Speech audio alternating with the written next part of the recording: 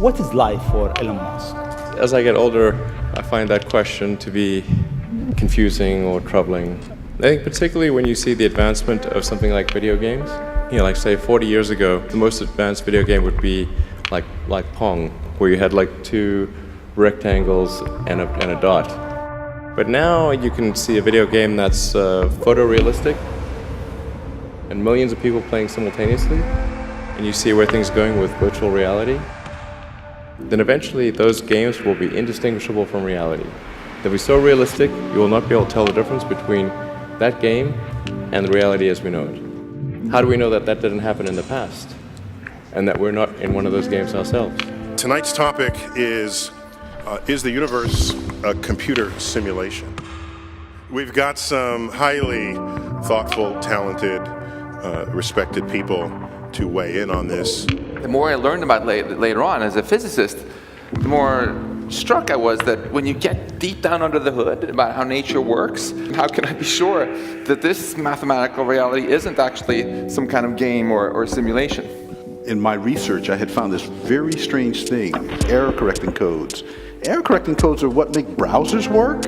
So why were they in the equations that I was studying about quarks and leptons and supersymmetry? And that's what brought me to this very stark realization that I could no longer say that people like Max were crazy. So you're saying as you dig deeper, you find computer code writ in the fabric of the cosmos.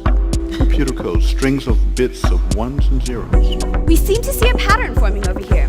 Our universe is pixelated. A matter isn't as real and as solid as we'd hoped.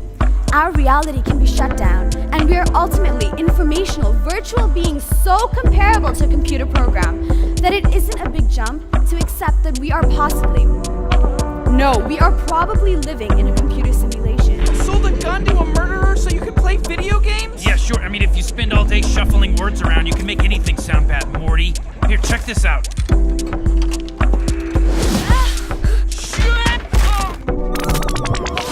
What the hell? Whoa, where am I? 55 years. Not bad, Morty. Where's my wife? Morty, you were just playing a game. It's called Roy. Snap out of it. The guy who really started forcing scientists to take this a bit more seriously and gave this idea a bit more scientific street cred, I think, is Nick Bostrom, my fellow Swede, Nick Bostrom. We are almost certainly living in a simulation.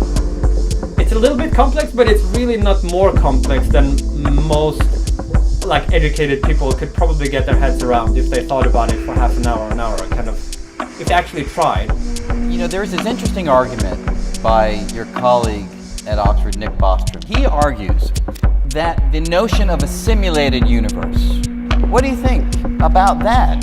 I can't see how you could refute it. I mean, I can't see how you would actually be sure that we're not.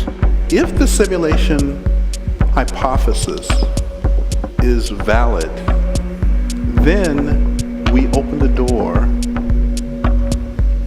to eternal life and resurrection and things that formerly have been discussed in the realm of religion. And the reason is really quite simple, because as long as I have a computer that's not damaged, I can always rerun the program.